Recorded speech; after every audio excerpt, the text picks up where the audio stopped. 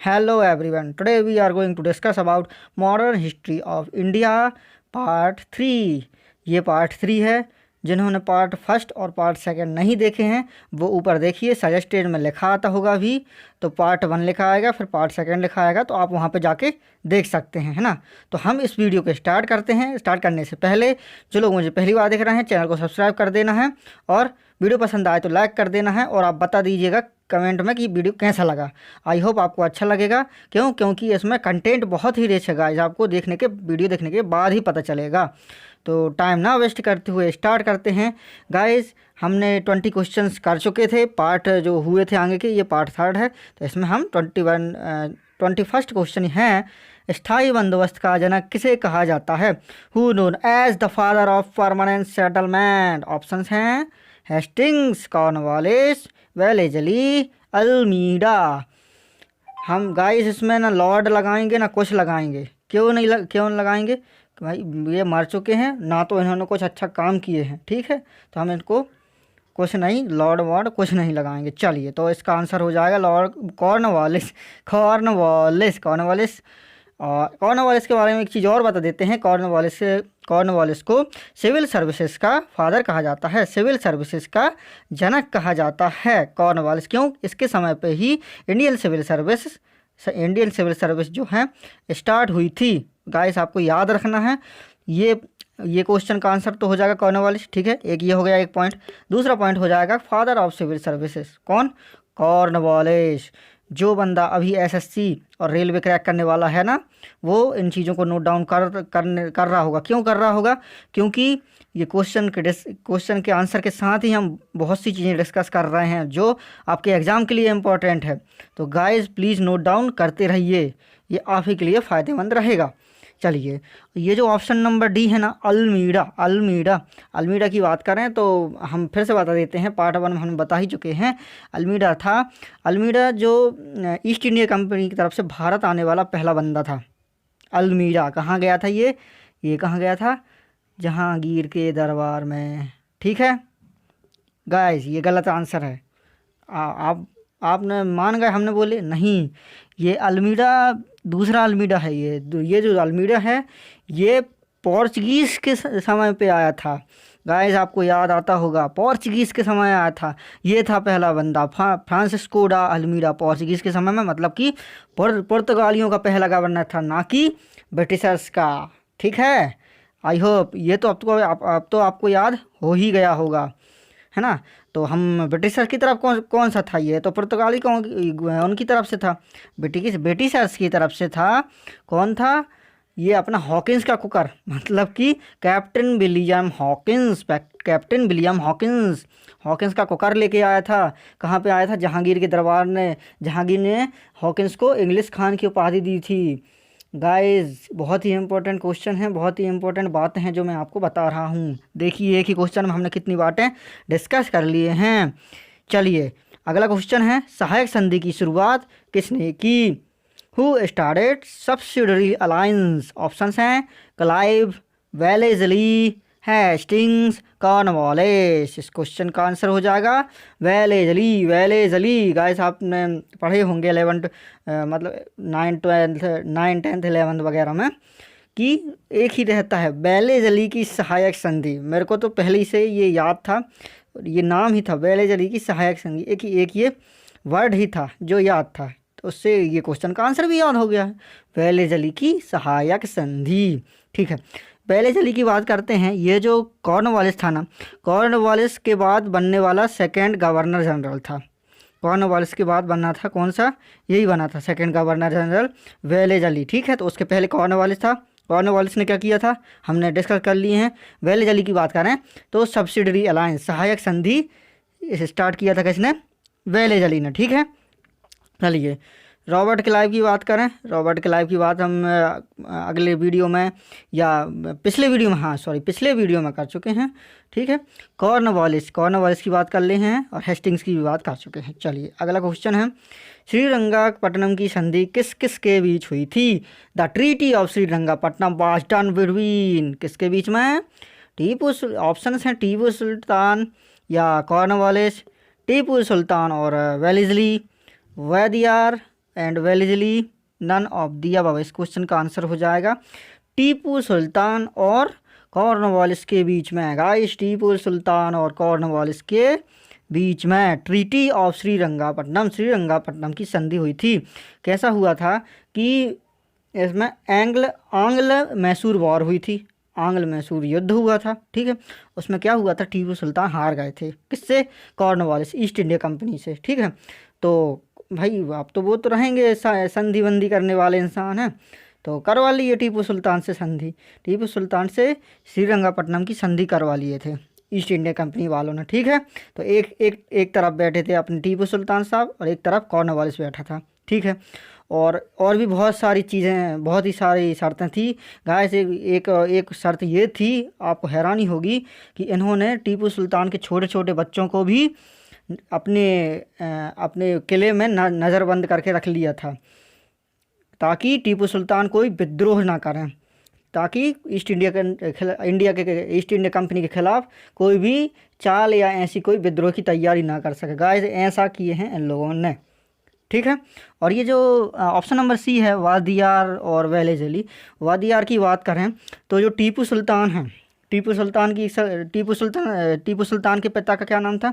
हैदर अली। ठीक है, हैदर अली ने मैसूर जिनसे जीता था। ये मैसूर के शासक थे टीपू सुल्तान, है ना, उनके पिता हैदर अली। मैसूर को जिनसे जीता था वो थे कौन? वादियार, या वोदियार भी बोलते हैं इनको। ठीक है, वोदियार वंश के थे, उनसे हैदर अली ने मैसूर को जीता था। ठीक है, चलिए इस क्वेश्चन के बारे में डिस्कस कर लिए हमने। इस क्वेश्चन का आंसर हो जाएगा टीपू सुल्तान कॉर्नवालिस। चलिए अगला क्वेश्चन है, सती प्रथा को किसने समाप्त किया? हु अबॉलिश्ड सती को ख़त्म किया था? किसने? ऑप्शंस हैं William Bentinck, Charles Metcalfe, Warren Hastings, none of the above. Answer हो जाएगा विलियम बेंटिक। क्यों गाइस? इसका आंसर विलियम बेंटिक ही होगा। हालांकि ऑप्शन में ऐसा नहीं होगा कि एक में राजा राम मोहन राय लिखा आ जाए और विलियम बेंटिक। हालांकि बहुत ही प्रयास किए थे किन्होंने? राजा राम मोहन राय में। बट आपके एसएससी रेलवेज की बात करें तो ये जो क्वेश्चन है ना, यही एज इट इज़ उठ के आता है ना। उसमें ऑप्शंस में केवल विलियम बेंटिक ही रहेगा, अदर नाम रहेंगे। या तो ऐसा हो जाएगा, या तो राजा राम मोहन राय रहेगा या तो विलियम बेंटिक रहेगा। ठीक है, क्योंकि विलियम बेंटिक के समय में ही राजा राम मोहन राय ने ये कार्य किए थे, बहुत ही योगदान दिए थे ये कार्य में।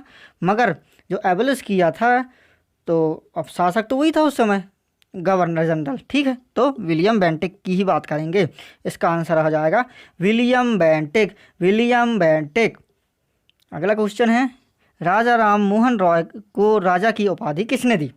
Who gave the title of raja to Raja Ram Mohan Roy? Guys आपको बता देते हैं कि हम सीक्वेंस वाइज चल रहे हैं। ठीक है, पार्ट 1 में हमने एडवेंट ऑफ यूरोपियंस में पढ़े, है ना, तो हम सीक्वेंस वाइज चल रहे हैं। ऐसा नहीं है कि बीच में कोई सा भी क्वेश्चन उठा के पटक दिए, नहीं, सीक्वेंस वाइज चल रहे हैं। इसमें आपको तैयारी करने में बहुत ही आसानी होगी। ठीक है गाइस, तो इस क्वेश्चन के ऑप्शन है government of India, that is Bharat सरकार, औरंगजेब, अकबर सेकेंड, अकबर द्वितीय, या गांधी जी।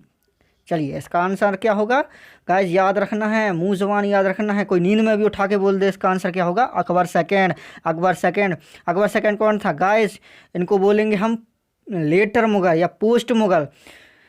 औरंगजेब तक से अपने ग्रेट मुगल बोला जाता है। ठीक है, और औरंगजेब के बाद सबके सब निकम्मे नाकारा निकले, है ना, तो ग्रेट तो हम बोलेंगे नहीं उनको, तो क्या बोलेंगे? लेटर मुगल। तो लेटर मुगल में से एक ये थे, अकबर सेकेंड। ठीक है गाइस, चलिए अगला क्वेश्चन है कि ब्रह्म समाज की स्थापना किसने की?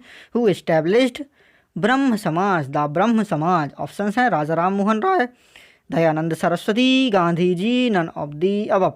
इस क्वेश्चन की बात करें, इस क्वेश्चन का आंसर हो जाएगा राजा राम मोहन राय। गाइस राजा राम मोहन राय ने ब्रह्म समाज की स्थापना की। याद रखना है, बहुतों बार एसएससी रेलवेज में पूछा गया है ये क्वेश्चन। ठीक है गाइस, ऐसे ही बहुत सी चीज़ें याद रखनी है कि प्रार्थना समाज, ठीक है, आर्य समाज, ठीक है। और ये जो ऑप्शन है ना दयानंद सरस्वती, गाइस ये आपके लिए होमवर्क, आपके लिए एक वर्क दे रहा हूँ। आपको कमेंट बॉक्स में बताना है कि दयानंद सरस्वती ने किसकी स्थापना की थी, वह कौन सा समाज था जिसकी स्थापना दयानंद सरस्वती ने की थी। और अगर आपको एडिशनल इन्फॉर्मेशन हो तो कमेंट कीजिएगा, मैं रीड करूँगा उस कमेंट को, ठीक है। चलिए आपके लिए होमवर्क रहता है इस क्वेश्चन नंबर 22 का आंसर हो जाएगा option number A, that is Raja Ram Mohan Roy option है। अगला क्वेश्चन है, लोक निर्माण विभाग की शुरुआत किसने की? Who started the public work department? Guys आपने सुना होगा, देखा होगा, जानते होंगे किसको? पब्लिक वर्क डिपार्टमेंट बहुत ही अच्छा डिपार्टमेंट होता है और इसमें जॉब करने वाले की तो कोई बात ही नहीं है, मज़े ही मज़े हैं। चलिए ऑप्शन है Lord Canning, Stafford Cripps, Dalhousie, Robert Clive. Guys इस क्वेश्चन का आंसर हो जाएगा डलहौजी।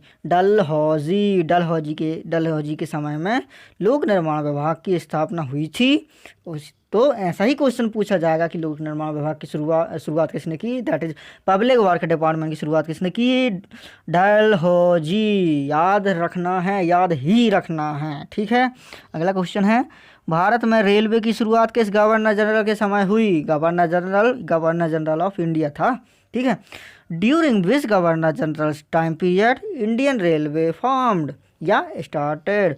ऑप्शंस हैं Dalhousie, Lord Canning, Charles Metcalfe, William Bentinck. इस क्वेश्चन का आंसर हो जाएगा डलहौजी। डलहौजी के बारे में दो चीज़ हमने डिस्कस कर लिए हैं। एक अगर ऊपर जो क्वेश्चन था पब्लिक वर्क डिपार्टमेंट वाला है ना, और ये कौन सा था? ये इंडियन रेलवे वाला। गाइस बहुत ही इंपॉर्टेंट क्वेश्चन है, बहुत ही इंपॉर्टेंट है, इसको नज़रअंदाज आप कर ही नहीं सकते।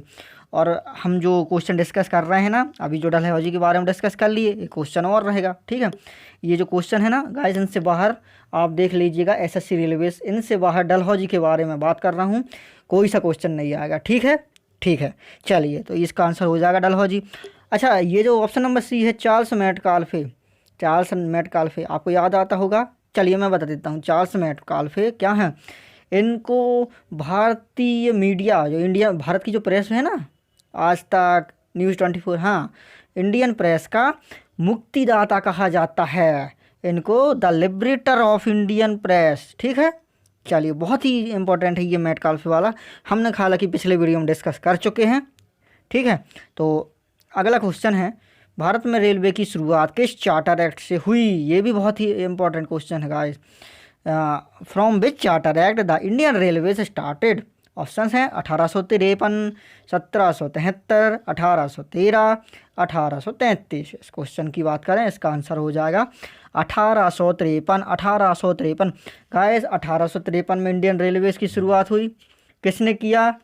डलहौजी। चलो हम डलहौजी का टाइम पीरियड भी बता देते हैं। डलहौजी का टाइम पीरियड था 1848 से लेके 1856। गाइस जो 1857 की क्रांति थी, उस समय ये गवर्नर जनरल नहीं था, है ना। एक साल पहले यही भाई जी रिटायर हो चुके थे, ठीक है। तो डलहौजी का टाइम पीरियड देख लिया अपन ने, 1848 से 1856, मतलब कि डलहौजी ने जो भी चीज़ किया होगा इनके बीच में किया होगा, है ना। तो पुराने में हमने डिस्कस किए, इंडियन रेलवे की शुरुआत कब हुई? 1853 में हुई, ठीक है। लोक निर्माण विभाग की शुरुआत गाइस 1854 में हुई थी, ठीक है। तो ये अपन को कुछ नहीं करना है कि ये जो गवर्नर जनरल वाइस रॉय हैं, इनके टाइम पीरियड अपन हो सके तो याद कर लीजिए।